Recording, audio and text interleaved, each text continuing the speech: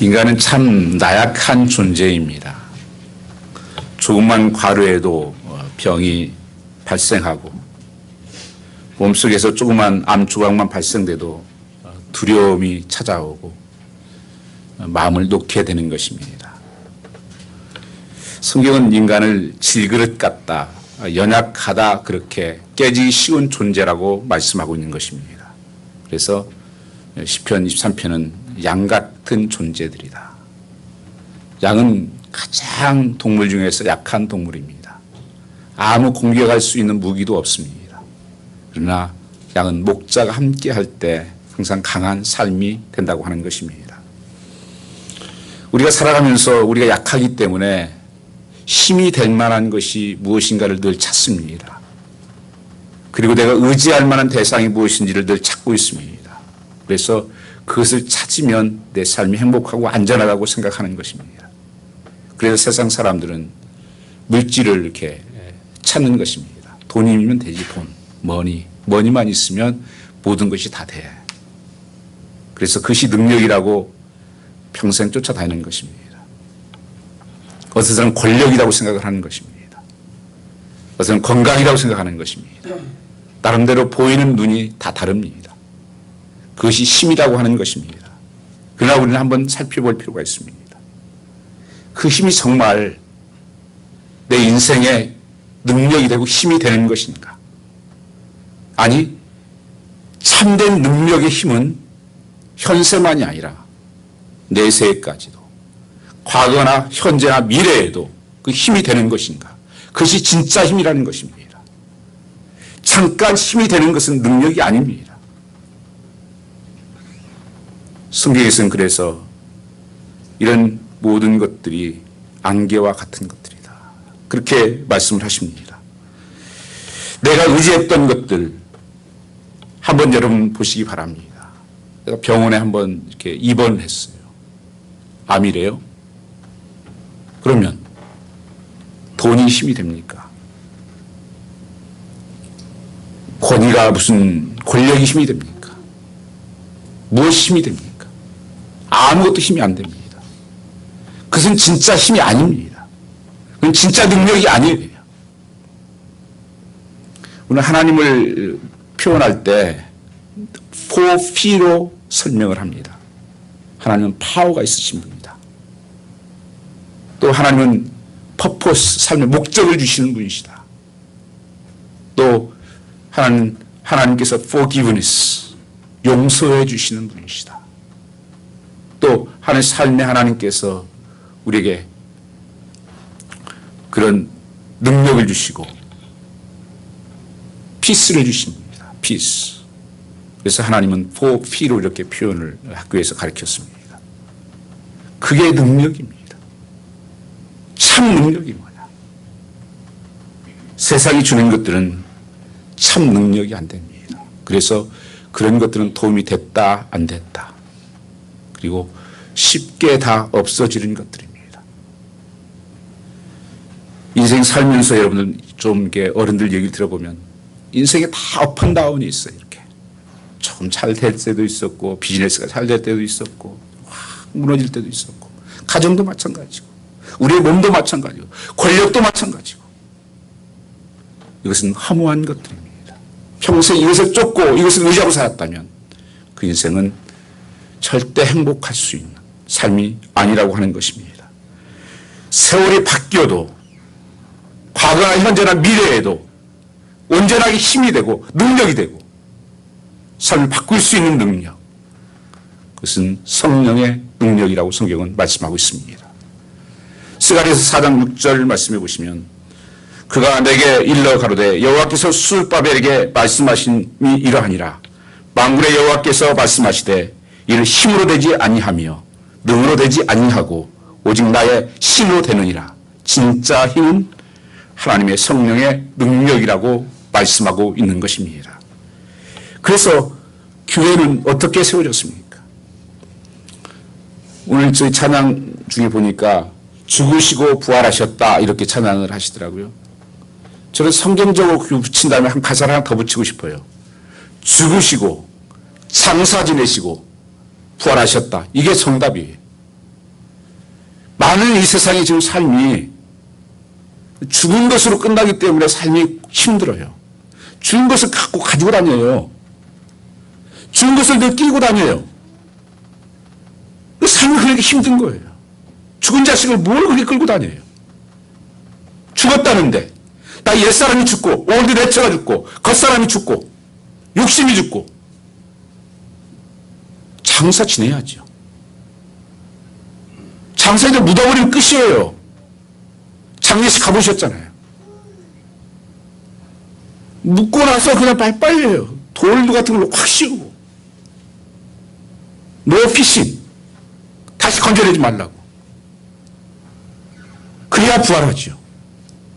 그래야 진짜 살아나는 것입니다.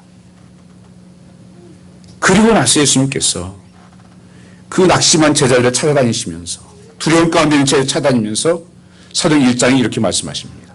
여기를 떠나지 말고 너희가 간절히 기도해라. 그래서 120년 동안 간절히 거기서 기도를 합니다. 그때 성령의 역사가 나타나기 시작합니다. 내가 가면서 보혜사를 너에게 보내주겠다. 돕는 베르덴 헬프를 보내주겠다. 말씀하셨는데 그 성령이 임한 것입니다. 성령이 역사했지만 이제는 예수님 가시면서 성령이 우리와 함께 늘 임재하시면서 그 성령의 기름 부으심이 거기에 나타났습니다. 그러니까 삶이 완전히 바뀐 거예요. 그 두려움 가운데 있던 사람들, 능력이 없는 어부 출신들이 능력 있는 삶으로, 말도 못했던 사람들이 유창하게 말을 하는 사람으로 전혀 삶이 다른 사람으로 바뀌었습니다. 그래서 능력받아서 어떻게 합니까? 사도행전 1장 8절 말씀에 보면 성령이 임하면 너희가 권능을 받고 성령이 임하면 권능이 임한 거예요. 그리고 너희가 예루살렘과 유대와 사마리아 땅까지 내 증인이 되라. 왜 하나님 능력 주셨어요? 증인되는 삶을 살라고. 증인된다는 순교한다는 거예요. 이 사명을 감당하라고 하나님께서 교회를 세우신 것입니다. 그때 바로 교회가 세워졌어요. 그래서 교회는 사실 성령으로 세워진 것이고, 그런 교회는 고린도서에 있는 말씀처럼 성령이 역사하는 교회가 되어야 됩니다. 우리의 성도의 삶도 마찬가지예요. 무슨 힘으로 사나? 성령의 능력의 힘으로 산다는 것입니다. 성령의 역사하심이 아니면 우리 아무것도 할 수 없어요.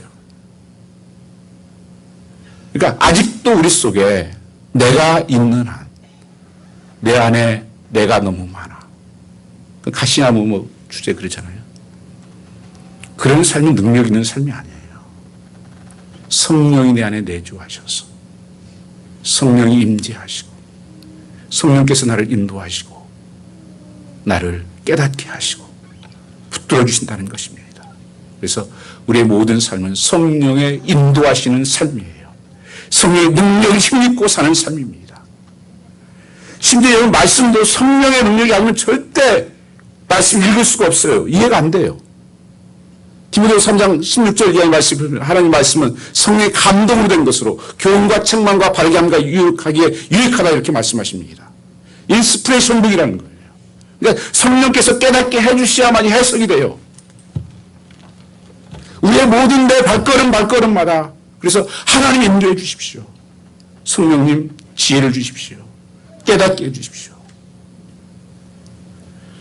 어떤 분이 저는 기도 부탁을 이렇게 할 때 가장 제가 기도를 심혈을 기울이는 기도가 있습니다. 그것은 뭐냐면 하나님 혹시 내 생각이 들어갈까 보니까 내 생각을 좀 막아주십시오.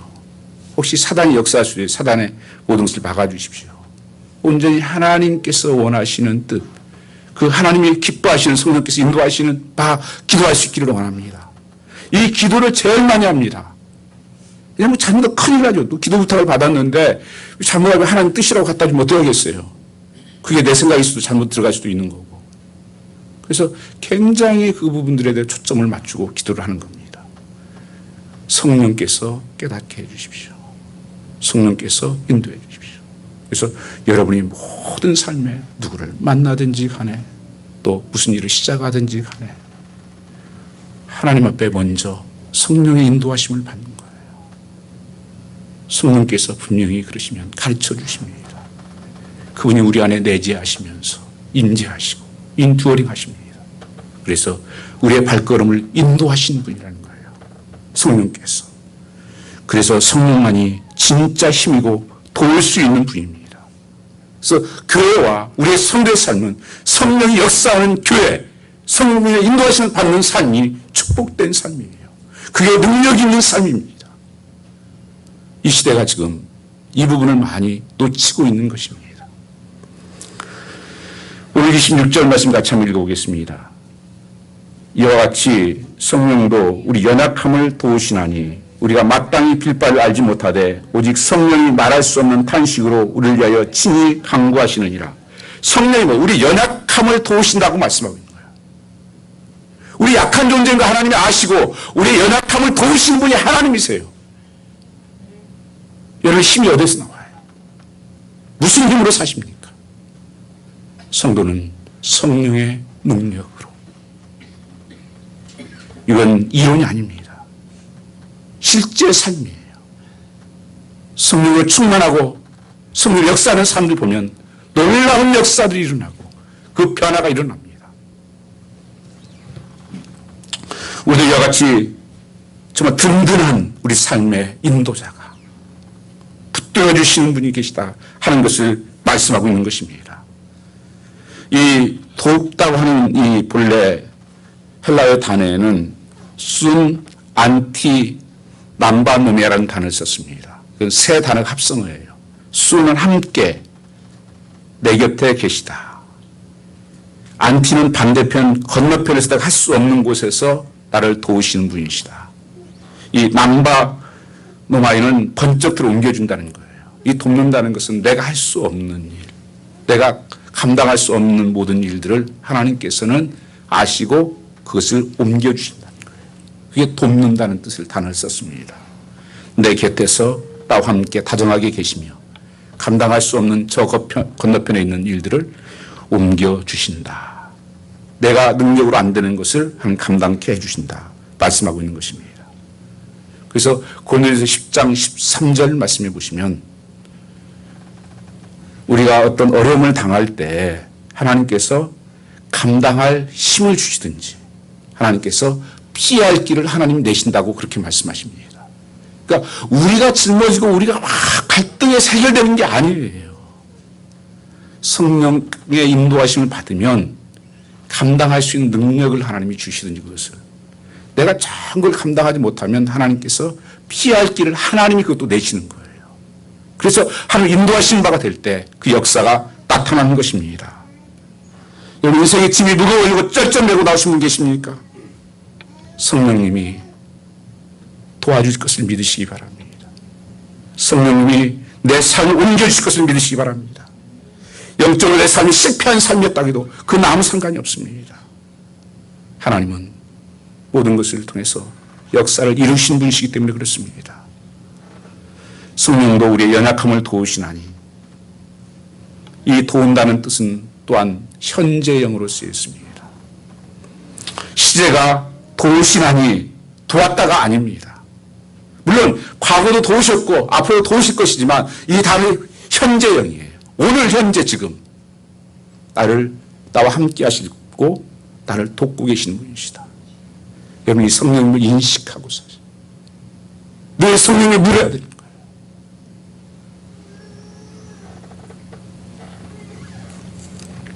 어젯밤에 새벽 한 2시 가까이 됐는데 밖에서 이게 위에 이제 제가 있으면 누가 사람이 왔다 갔다 하면 이게 그 벨소리가 울려요. 그래서 한 번 울리면 어떤 다람쥐가 그럴 때도 있으니까 안 가고. 근데 여러 번 울려서 밑에 돌아보니까 어떤 분들이 와서 있어요. 저도 몇 번 내려갔다 왔다 해 새벽에도요. 말씀하다가 이렇게 잘 이해가 안 되고 내가 살지 못하는 것도 기도하고 성령님 인도해 주십시오. 성령님 생각나게 해 주십시오. 그렇게 저도 기도해요. 성령이 역사하지 않으면 아무 일도 안 일어나요. 무슨 사람을 하나 바꿀 수가 있겠습니까? 누구를 하나 움직일 수가 있겠습니까?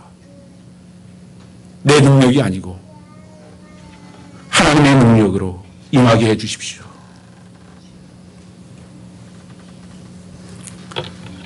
여러분 어떤 문제에 부딪힐 때마다 그래서 낙심하고 두려워할 것이 아니라 하나님 도와주세요. 하나님 깨닫게 해 주십시오. 이것이 뭡니까? 무엇을 말씀하시는 겁니까? 이게 항상 우리 첫 번째 스텝이고 first priority예요. 그냥 우리는 빨리 전화해봐야지, 좀 알아봐야지, 좀 빨리 정보를 좀 알아봐야지, 내가 어떻게 해결해보려고. 우리는 기다리는 거예요. 하나님 말씀해 주십시오. 여기서 하나님께서 주시고자 하는 말씀이 무엇입니까? 제가 기다리겠습니다. 그 성령의 인도하심을 받는. 그러면 하나님은 미래에도 우리의 살 길을 열어주시는 것입니다. 왜냐하면 성령님은 미래에도 힘이기 때문에 그래요. 어떤 상황에서 힘이기 때문에 그렇습니다. 어느 상황에서 도우시기 때문에 그렇습니다. 매 순간 가장 적절한 방법으로 도와주십니다. 성령님은 우리를 다 아세요. 약함을 아세요. 우리는 내일을 모르잖아요.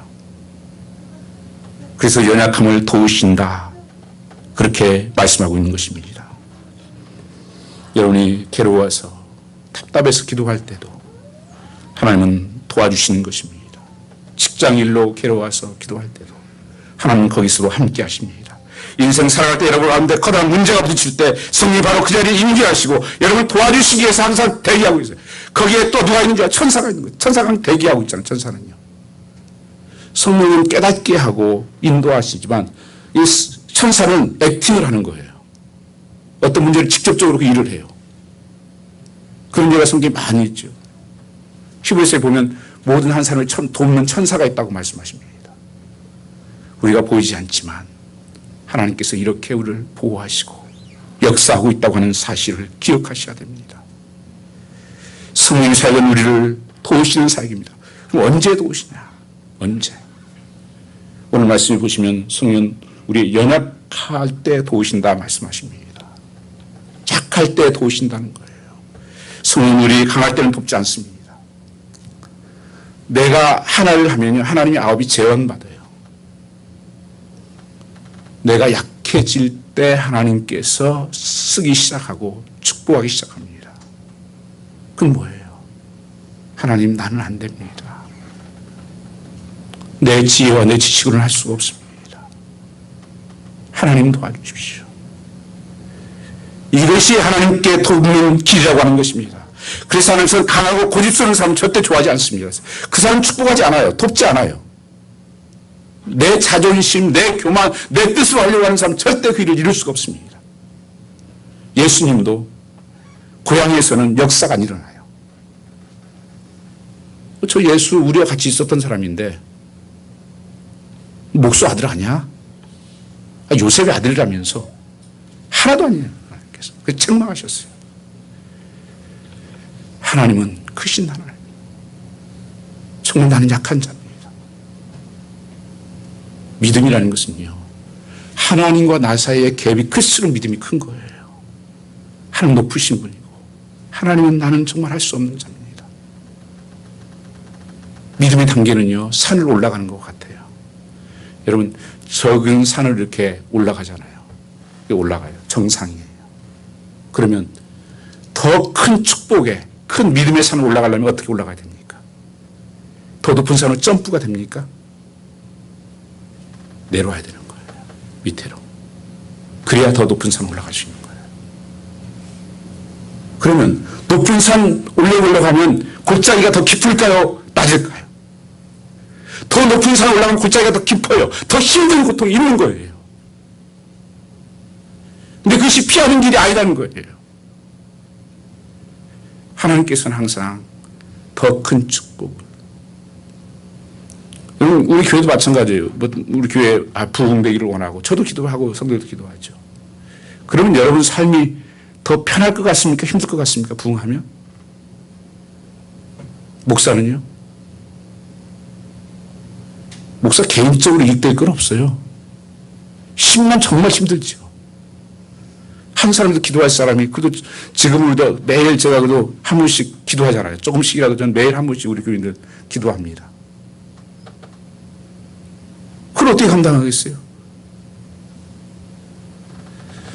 그래서 믿음은 단계는 점프가 되는 게 아니라 다시 내려오는 거예요.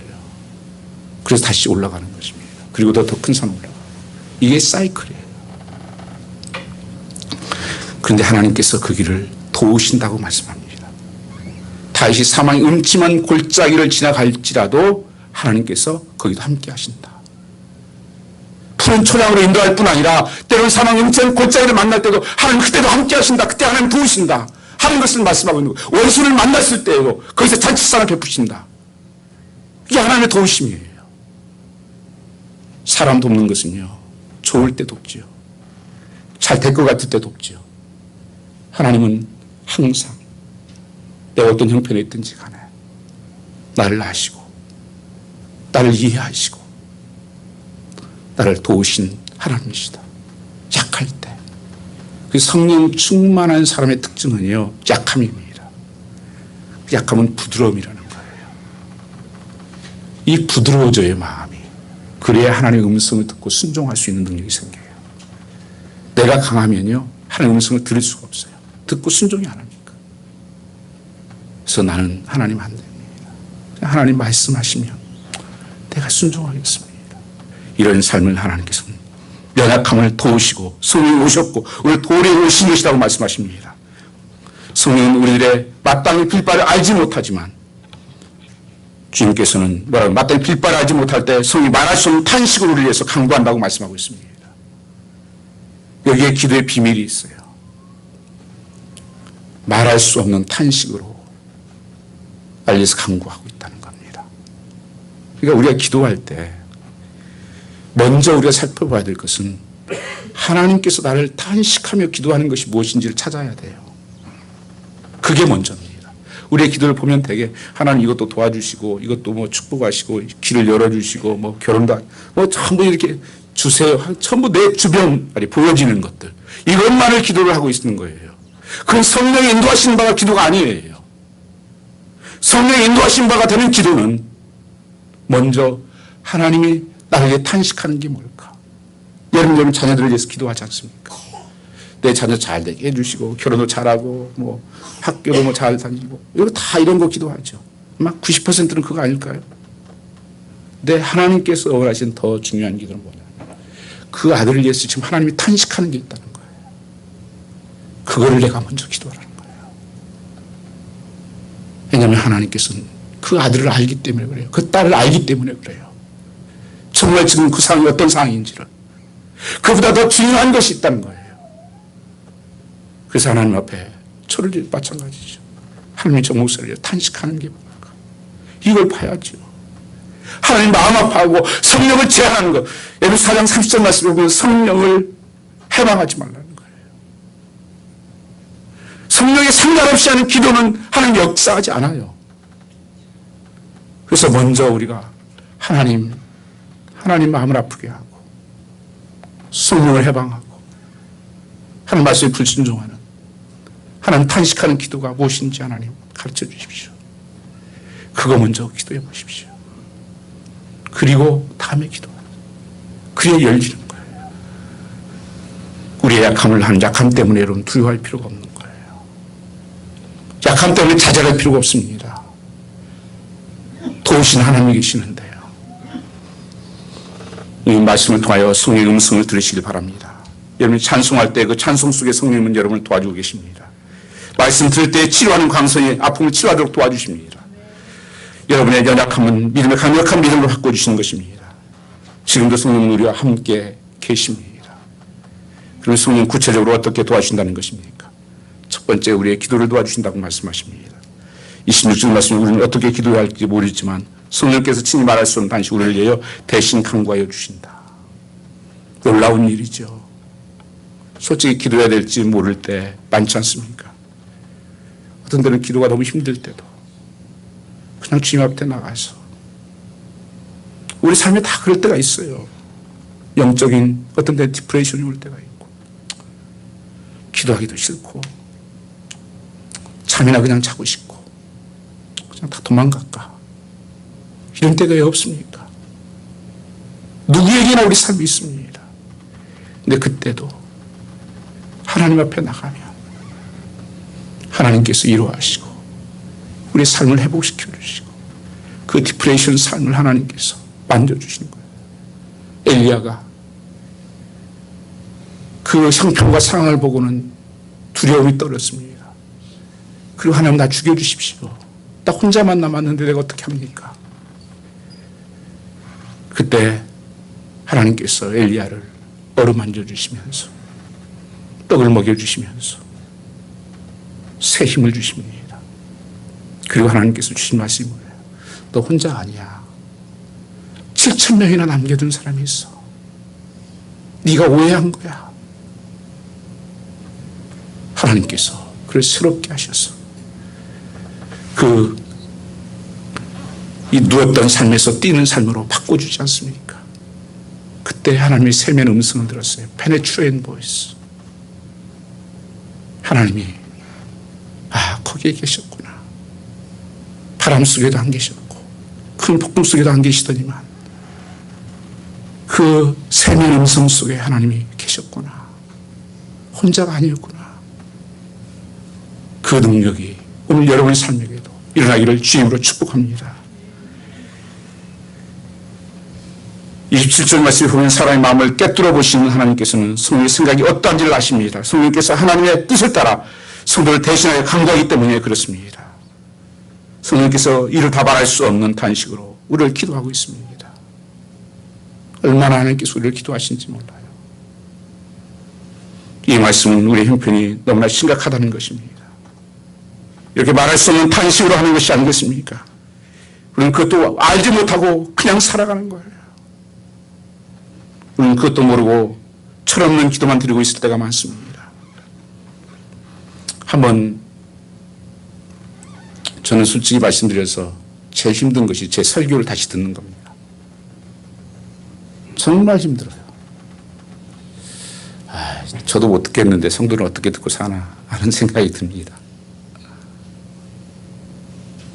한번 기도도 한번 녹음해서 들어봤으면 좋겠어요.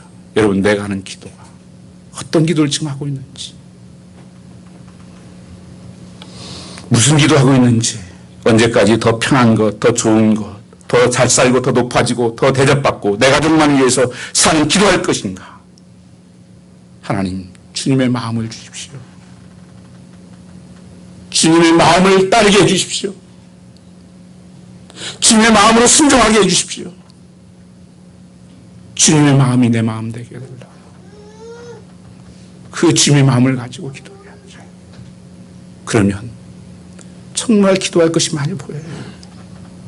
내 주위에 정말 힘든 분들, 아픈 분들, 연약한 사람들, 그런 사람이 들어오기 시작합니다. 그게 성령께서 열어주시는 거예요. 그런 기도를 하면 하나님께서 내 기도는 다 응답돼요. 아들은 너희는 먼저 그 나라와 그를 구하라. 그리하면 이 모든 것을 너에게 도와주신다고 하나님이 약속하지 않았습니까? 여러분, 성령께서 우리 마음에 오신 것은 우리를 도와주시기 위함인데 정말 기도할 것이 무엇인지를 깨우쳐 주신다고 말씀하고 있는 것입니다. 그래서 우리가 성령에 충만하고 성령의 역사하는 교회가 된다는 것은 이게 중요한 거예요. 하나님의 뜻을 이루기 수가 있기 때문에 그렇습니다. 하나님 우리 마음을 다 아십니다. 이건 놀라운 축복이에요. 하나님 나를 안다는 것이 얼마나 축복입니까? 한편에서는 두려움이 되지만 하나님 큰 축복이에요. 시편 139편 말씀에 보면 하나님께서 우리의 말하는 것, 생각하는 것, 넘고 일어나는 것을 다 아신다고 말씀하세요. 그리고 나를 두루 진치고 계시다. 이게 보호하신다는 의미 아닙니까? 그러니까 내가 늘 하나님 앞에서 사는 거예요. 여러분 가정에서도 항상 하나님을 의식하고 살아야 됩니다. 직장 생활하면서도 하나님을 의식하고 사는 거예요. 하나님께서 그러지 못할 때 탄식하는 거예요. 기도하는 거예요. 그 내 마음의 집이라고 하는 조그만 수책자가 있습니다. 오래된 책인데 예수님을 자기 집에 모셨어요. 그래서 예수님 식당에 가서 예수님이 좋아하지 않는 것들 냉장고에서 다 꺼내서 버렸습니다. 또 서재에 가서 예수님 좋아하지 않는 것들 다 이렇게 나쁜 책들 다 빼내서 보냈어요. 비디오도 다 안 좋은 것들 다 빼내고, 그리고 이제 난 예수님과 함께 여기서 매일 아침에 주님과 만나고 싶습니다. 그래, 좋다. 나도 그러기로 원한다. 그래서 주님 하루 출근하기 전에 딱 리빙룸에서 앉아서 주님과 함께 이제 기도하고 이렇게 대화를 하고 그렇게 이제 삶을 출발해요. 얼마나 좋은지 몰라요. 근데 조금 가다 보니까 주님이 기뻐하지 않는 곳을 가야 될 때가 많이 생긴 거예요. 그러니까 주님 오늘은 내가 좀 바쁘고 그리고 주님 같이 가기는 좀 불편하니까 나 혼자 갔다 올게요. 그렇게 하고 오늘 좀 늦었으니까 오늘 못 만나겠네요. 이러면서 이제 가요. 그 며칠 지났는데 하루 다음날 보니까 주님이 거실에서 눈물을 흘리고 있는 거예요. 너는 그렇게 바쁘니? 나는 늘 너를 기다리고 있단다. 어쩌면 우리 삶이 주님을 의식하지 못하고 나를 위해 탄식하며 기도하고 계시는 주님의 음성을 듣지 못하고 그저 살아가는 삶은 아닌지 분주함 속이라고 바쁘다고 내가 좋아하는 일을 내 재미에 빠져서 살고 있지는 않는지 성령은 변화시키는 능력이 있습니다. 성령님만 변화시킬 수 있는 능력이 됩니다. 그리고 교회는 사람을 변화시킬 수 있는 능력이 있어야 합니다. 에레미야 23장 29절 말씀 보시면 나 여호와가 말하노라 내 말이 불같지 아니하며 반석을 쳐서 부서뜨리는 방망이 같지 아니하냐 강한 자와와 고집이 있다고 할지라도 하나님의 성령의 능력이 임하면 부서뜨려 방망이 같이 박살난다는 것입니다. 에스겔서 37장 7절 말씀 보면 이에 내가 명을 쫓아 태어나니 태어날 때 소리가 나고 움직이더니 이 뼈 저 뼈가 들어맞아서 뼈들이 서로 연락하더라. 에스겔 골짜기에 마른 뼈들이 서로 연합해서 군대를 이뤘다는 거예요. 살아있는 군대가 됐다는 거예요. 하나님 말씀이 능력이에요. 성령의 능력이에요. 그래서 정말 교회에 말씀과 기도가 충만하면 성령의 역사가 일어나게 되어 있어요. 그 속에 강팍한 마음도 부서집니다. 마른 뼈들도 살아납니다.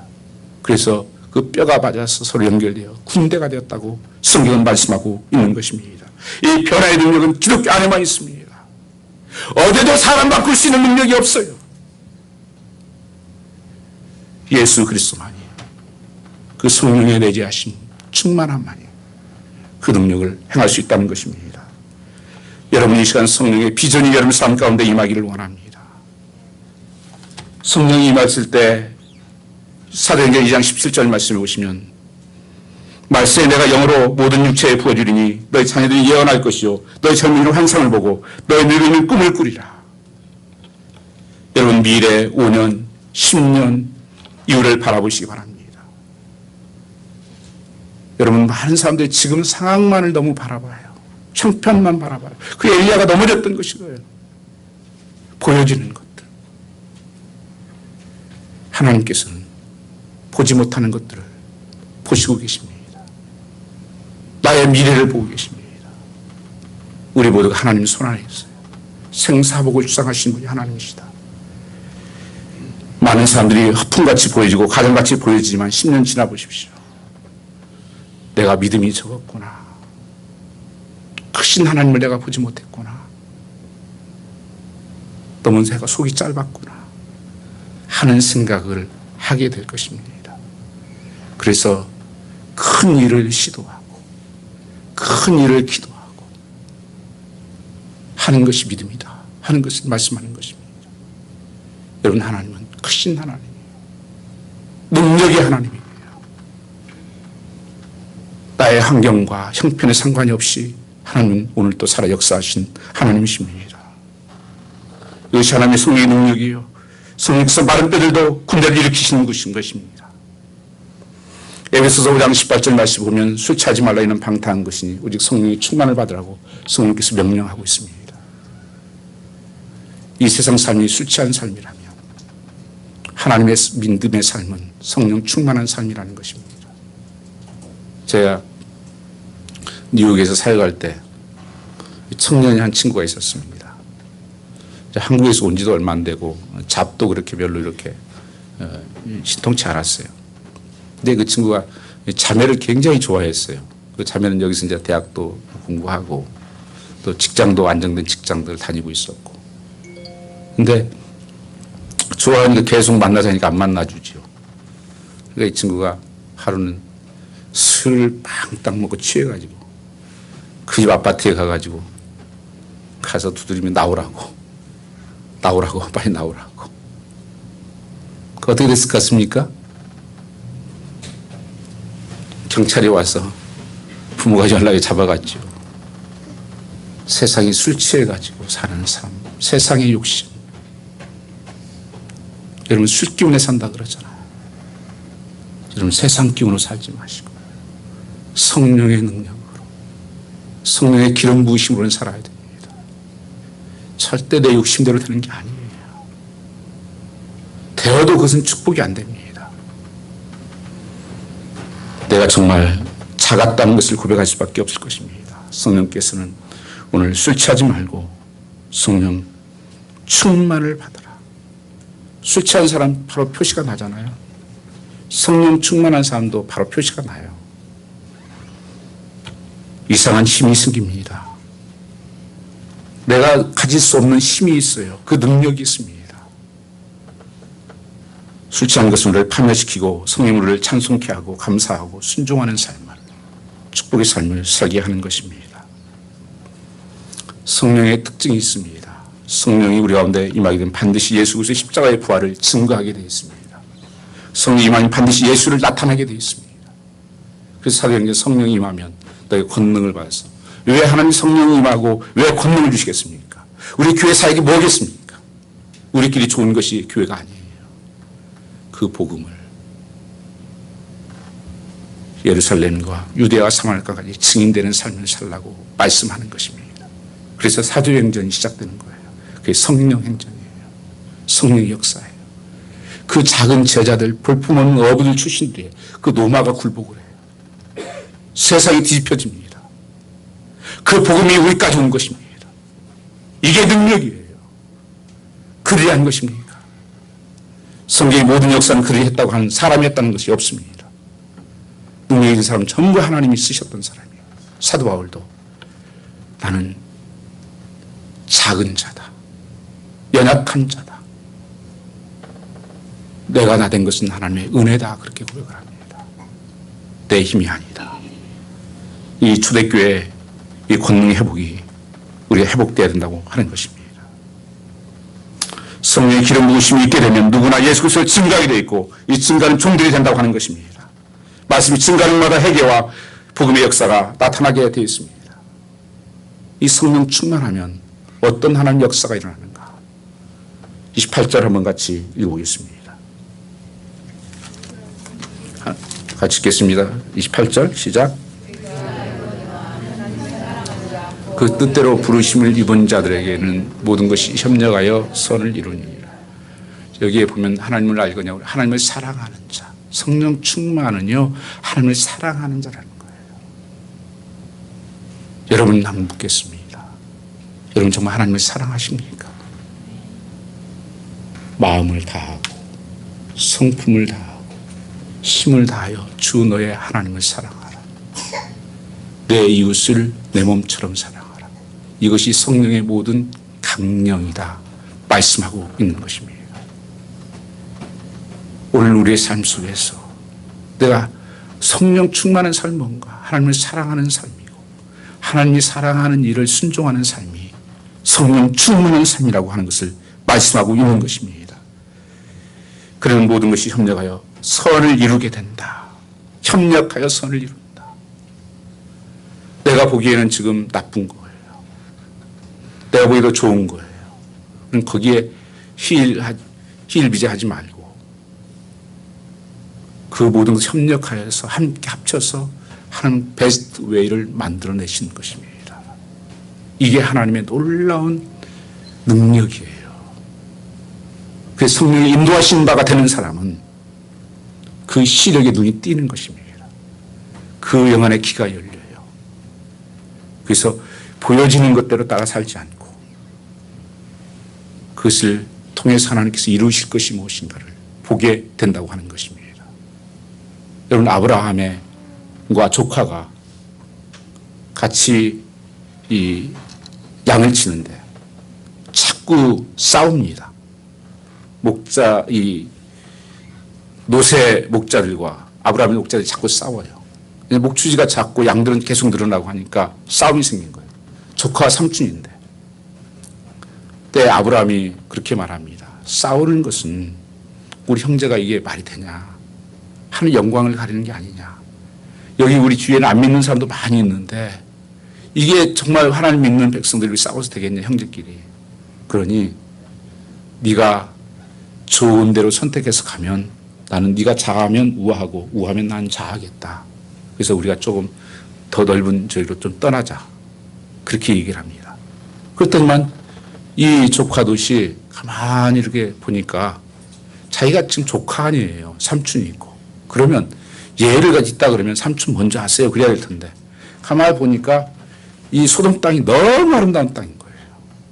소돔 고모라 땅이. 그 성경이 그래서 그때 망하기 전인 거로. 그렇게 아름다워 보여요, 여러분요. 영적으로 눈이 어두워지면요. 세상 것이 아름다워 보입니다. 멀리 있는 것이 아름다워 보여요. 여러분 내 앞에 있는 잔디보다 밖에 있는 잔디가 멀리 아름다워 보이는 거예요. 내 것에 좋은 것을 몰라요, 사람들이. 그게 속는 거예요. 그래서 롯이 그 선택해서 갑니다. 아브라함은 그냥 산지야. 다 개간해야 되는 산지였습니다. 근데 조금 가서 거기서 출세를 했어요. 이 롯이.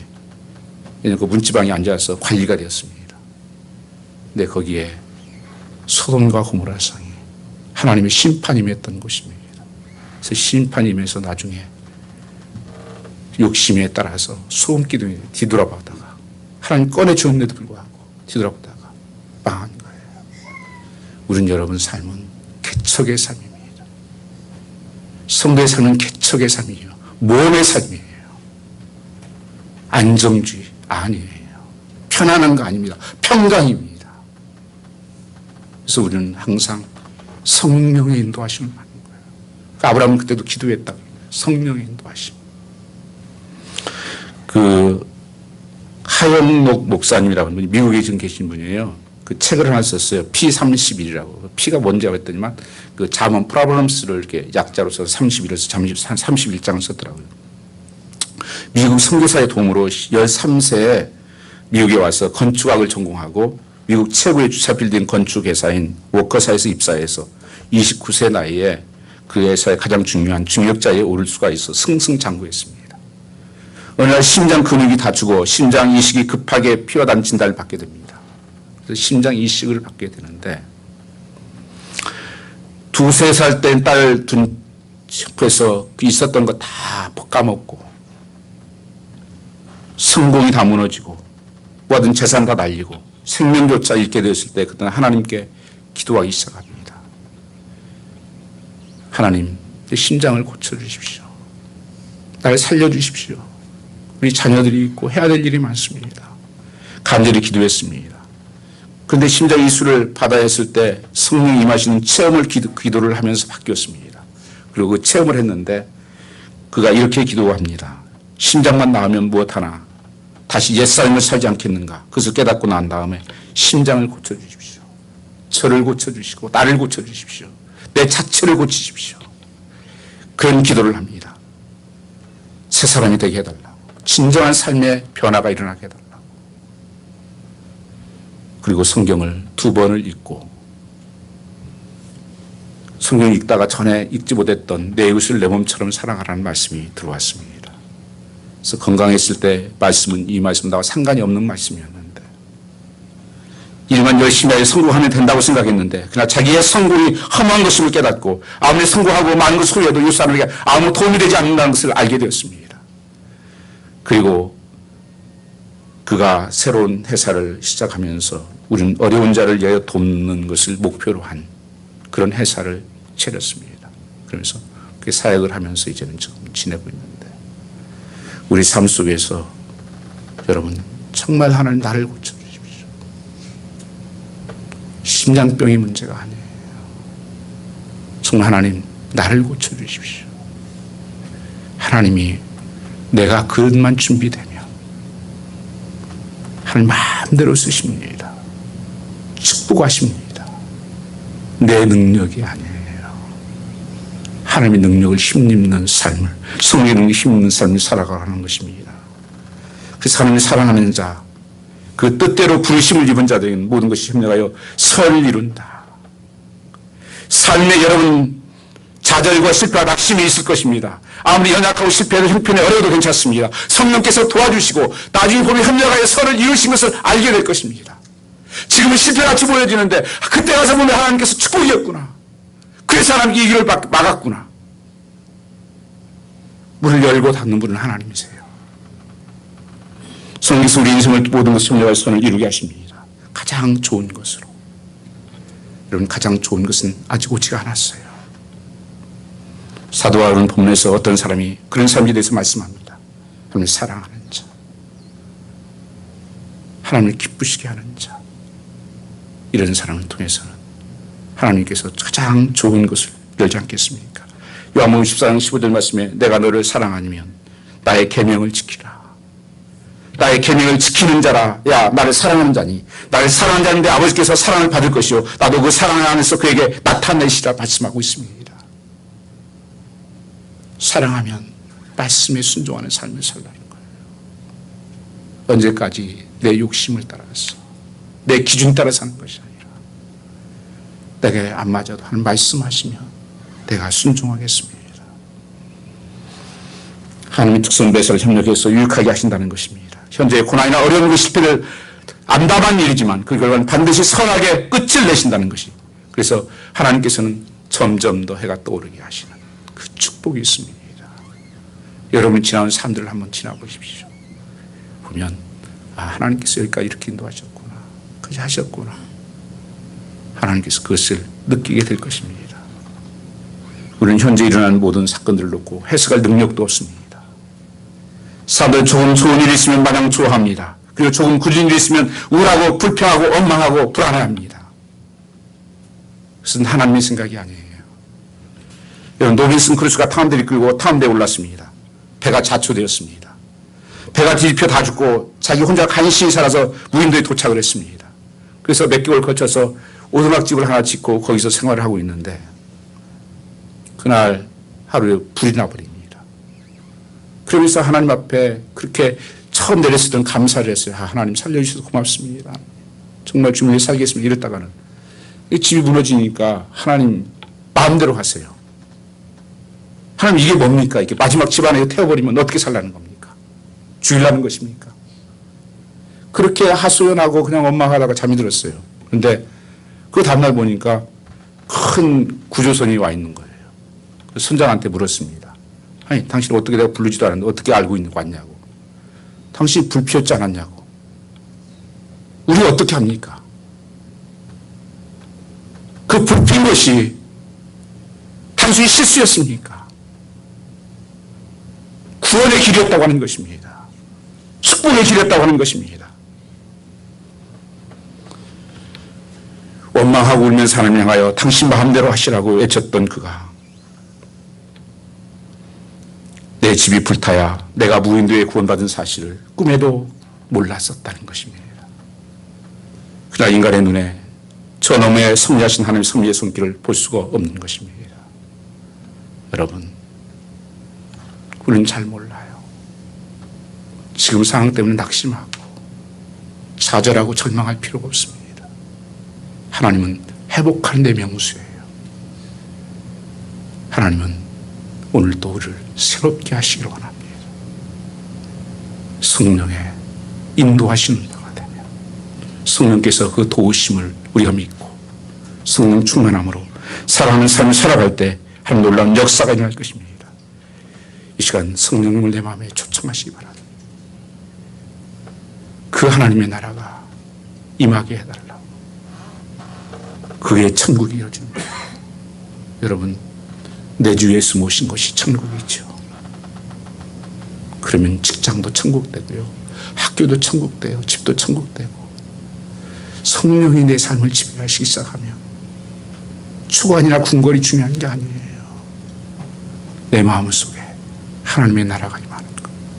시간 한번 같이 찬양 하나 같이 드리겠습니다.